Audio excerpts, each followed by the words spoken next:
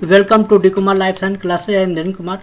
दोस्तों, आज हम लोग बात करेंगे बहुत ही इंपॉर्टेंट टॉपिक है hormonal control of gene expression in eukaryotes.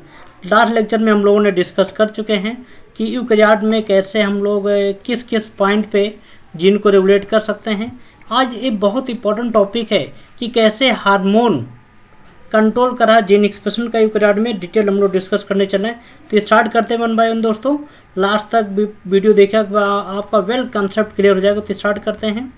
सबसे पहले यहाँ पे हम लोग बात करते हैं कि regulation of gene expression real में होता क्या है। यदि हम लोग बात करते हैं, देखा जाए regulation of gene expression prokaryote eukaryote जितने बायोलॉजिकल सिस्टम होते हैं सब में एक स्पेसिफिक वे से ही होता है। यूकैरियोट में भी सेम होता है, प्रोकैरियोट में सिंपल होता है, बट यूकैरियोट में थोड़ा कॉम्प्लेक्स आपके प्रोसेस होते हैं। Regulation of gene expression in eukaryote is a complex process that control the timing, location and amount of gene expression. तो देखा, जीन एक्सप्रेशन जो सबसे इंपॉर्टेंट जो कंट्रोल होता है, टाइमिंग, लोकेशन और अमाउंट ऑफ जीन एक्सप्रेशन की हम लोग यहाँ बात करेंगे। This regulation is crucial for cellular differentiation, development and response to environmental signal. देखा, एक ऑब्जेक्टिव होता है कि रेगुलेशन ऑफ या बोल सकते जीन एक्सप्रेशन जो कंट्रोल होता है क्यों इंपॉर्टेंट है, क्योंकि किसी भी सेल के अंदर डिफरेंशिएशन होना, डेवलपमेंट होना या कोई भी इन्वायरमेंटल सिग्नल है उसके अगेंस्ट रिस्पांस प्रोवाइड करना, ये कहीं ना कहीं जीन का बहुत इंपॉर्टेंट क्या होता है, आपका रोल होता है। और एक ऐसा होता है हमेशा दोस्तों कंट्रोल वे में होता है। तो लेकिन अब इसमें हम लोग किसकी बात करने चला, hormone regulation of gene expression in eukaryote is crucial process that allows cell to respond to change in their environment by adjusting the production of a specific protein। देखा जाए, हार्मोन रेगुलेशन जो जीन एक्सप्रेशन यूकैरियोट में जो होता है एक process होता है जिसका मेन आपका वर्क होता है कि कैसे हम लोग इस स्पेसिफिक प्रोटीन प्रोडक्शन को कैसे हम लोग ऑपरेट करें। Hormone are signal molecule that can affect gene expression in various way by interacting with specific receptor either on the surface और विद इन द सेल। अब देखा जाए, हार्मोन जो होते हैं एक सिग्नल मॉलिक्यूल होते हैं, वेल नोन हम लोग ऑलरेडी डिस्कस कर चुके हैं। और एक डायरेक्टली कहीं ना कहीं करता है हमारे जीन एक्सप्रेशन को क्या करते हैं, आपके इफेक्ट करते हैं। चाहे हम लोग उसके सेल सरफेस की बात करते हैं या विद इन सेल की बात करते हैं, ये आपके रिसेप्टर से क्या करते हैं, हार्मोन मॉलिक्यूल बाइंड होते हैं। अब हम लोग बात करने चल रहे हैं type of hormone and their receptors. कौन कौन हार्मोन होते हैं जो जीन रेगुलेशन में इन्वॉल्व होते हैं। तो hormone can be classify in two main type based on their solubility के बेस पे हम लोग क्लासिफाई करते हैं हार्मोन के दो। पहला आपका होता है steroid hormone. These are lipid soluble molecules such as cortisol, estrogen and testosterone. देखा जाए, हार्मोन स्टेरॉयड हार्मोन की बात करते हैं जो मिली सॉल्युबल किस में होता है दोस्तों, लिपिड में होता है। यदि पूछा जाए स्टेरॉयड हार्मोन के नेम आप बताइए कि कम से कम दो नाम बताइए, तो कोर्टिसोल, एस्ट्रोजन, टेस्टोस्टेरोन, ये सब क्या होते हैं, आपके लिपिड सॉल्युबल आपके हार्मोन्स होते हैं। They can easily cross the cell membrane and interact with the intracellular receptor.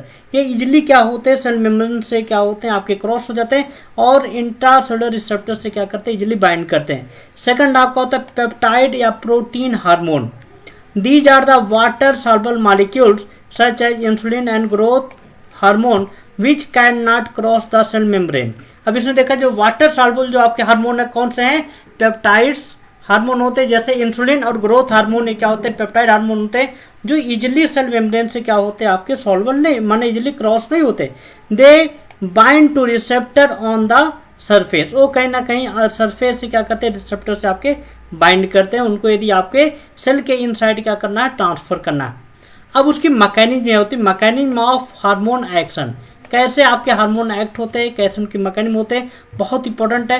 पहले हम लोग बात करें steroid hormone and intracellular receptors.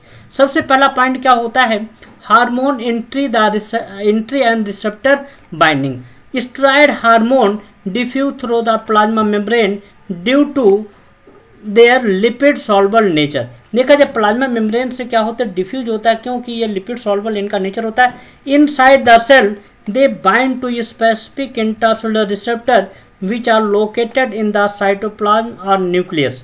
ये इजिली क्या करते हैं, वो कहीं ना कहीं बाइंड करते स्पेसिफिक इंट्रासेलुलर रिसेप्टर से और लोकेट कहाँ पे हो जाते हैं, इन द साइटोप्लाज्म या न्यूक्लियस में। सेकंड पॉइंट आपका होता है हार्मोन रिसेप्टर कॉम्प्लेक्स फॉर्मेशन। जब हार्मोन रिसेप्टर से बाइंड कर लेता है तो क्या फॉर्म कर देता है, complex. Upon binding the hormone receptor complex undergo A conformational change that activate the receptors. The activated receptor hormone complex then translocate to the nucleus and bind to a specific DNA sequence known as hormone receptor elements. देखा जाए जो hormone receptor elements होते हैं जो specific DNA sequence से क्या करता है, आपका जो हार्मोन रिसेप्टर कॉम्प्लेक्स क्या करते हैं, जल्दी जाके वहां पे बाइंड कर लेते हैं। थर्ड पॉइंट आपका होता है बहुत इंपॉर्टेंट, ट्रांसक्रिप्शनल एक्टिवेशन।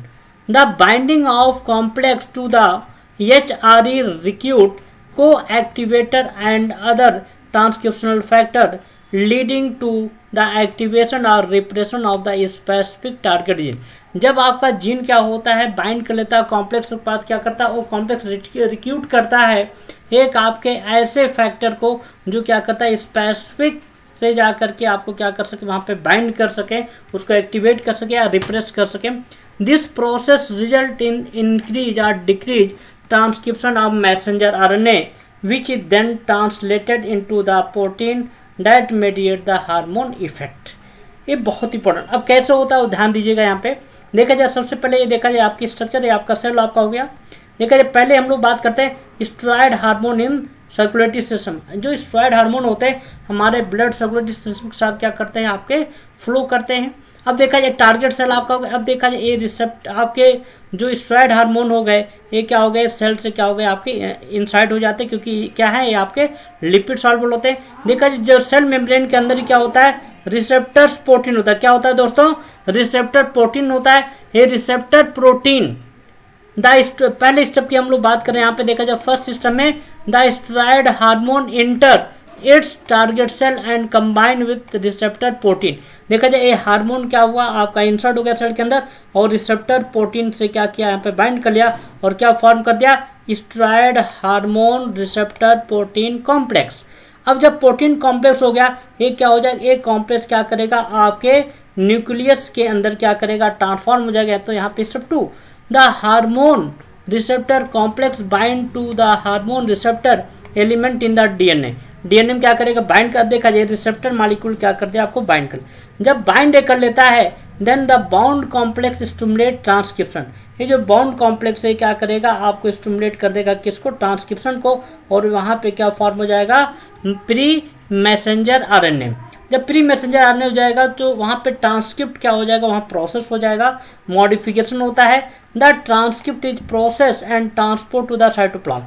तो स्टेप 4 क्या हुआ है दोस्तों, यहाँ पे देखा जाए ये आपका क्या हुआ, ये स्टेप 4 में ये आपका RNA मॉडिफाई होगा, मॉडिफाई होकर कहाँ पे आ गया, साइटोप्लाज्म में आ गया। और साइटोप्लाज्म में क्या हो जाएगा, यही मैसेंजर RNA ट्रांसलेट होकर क्या बना देगा, आपका न्यू प्रोटीन बना। अब देखा जाए कैसे आपका स्टेरॉयड हार्मोन स्टिमुलेट किया, कैसे जीन को, कि कैसे आपका जीन का एक्सप्रेशन हो। और यही आपका स्टेरॉयड हार्मोन क्या करेगा, आपके जीन के रेगुलेशन को भी क्या कर देगा, कंट्रोल करेगा, उसको जीन एक्सप्रेशन को क्या करेगा, रेगुलेट करेगा। सेकंड बात करते हैं पेप्टाइड या प्रोटीन या सेल सरफेस रिसेप्टर की बात करते हैं, इंसुलिन की बात करेंगे। यहाँ पे पहला बात होता है यहाँ पे hormone bind to cell surface receptor. पहले हार्मोन क्या होगा, सेल सरफेस रिसेप्टर से क्या करे, बाइंड करे। क्यों, क्योंकि ये जो आपका पेप्टाइड है एक आपका क्या वाटर सॉल्युबल हार्मोन है और क्या करेगा, इजिली आपका क्रॉस नहीं करेगा। तो peptide hormone bind two receptor on sale surface because they can not cross the lipid by layer of the plasma membrane. तो बाइंड किया किससे, रिसेप्टर से। बाइंड करने पर क्या हुआ, वहां पे सिग्नल ट्रांसडक्शन हुआ।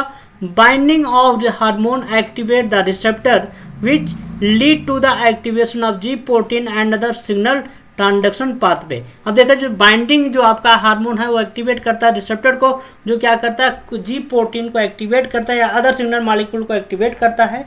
This trigger the A cascade of intracellular signal event involve secondary messenger. अब वहां पे क्या कर, सेकेंडरी मैसेंजर का वर्क स्टार्ट हो जाएगा। Cyclic AMP inositol triphosphate IP3 बोला जाता है जिसको, और कैल्शियम आयंस मॉलिक्यूल आपके होते हैं जो क्या करते हैं, सिग्नल ट्रांसडक्शन में इन्वॉल्व होते हैं।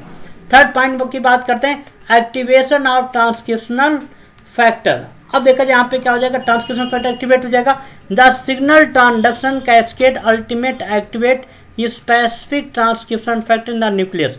देखा जो signal transduction ultimate cascade activate कर देगा और स्पेसिफिक ट्रांसक्रिप्शन फैक्टर न्यूक्लियस में क्या करेगा, ट्रांसफॉर्म हो जाएगा।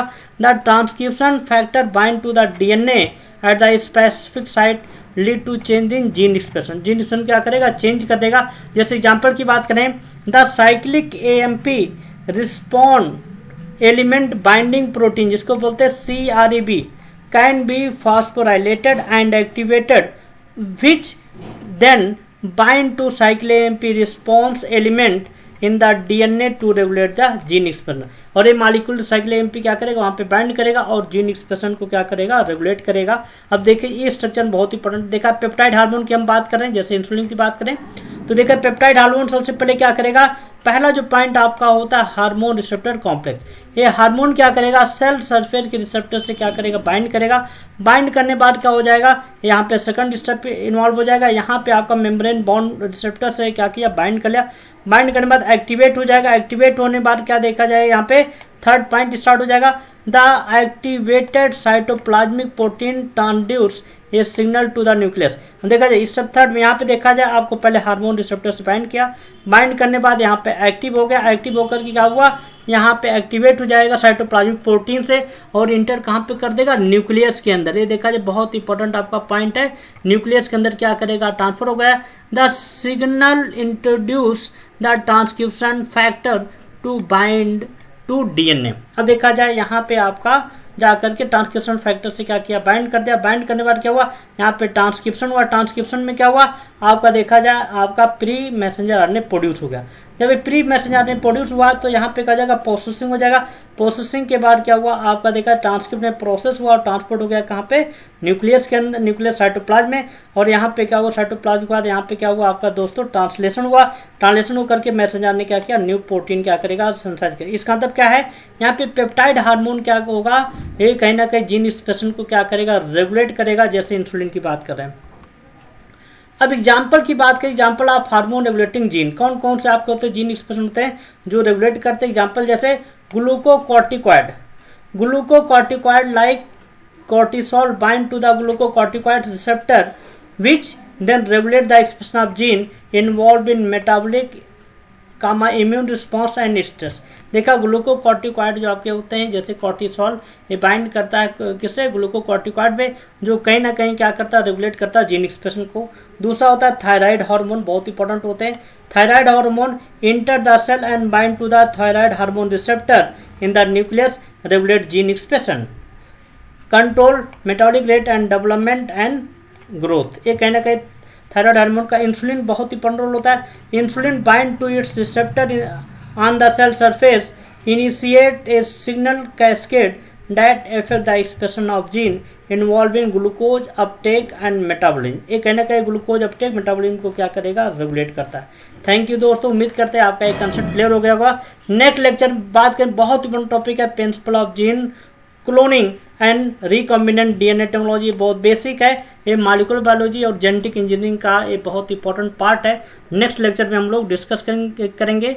और यदि आपको पूरा टॉपिक समझ में आ गया हो तो आप ऐसे लाइक करें, शेयर करें और शेयर करिएगा, क्योंकि आपके लिए बहुत इंपॉर्टेंट है। शेयर करें, किसी को फायदा हो जाएगा।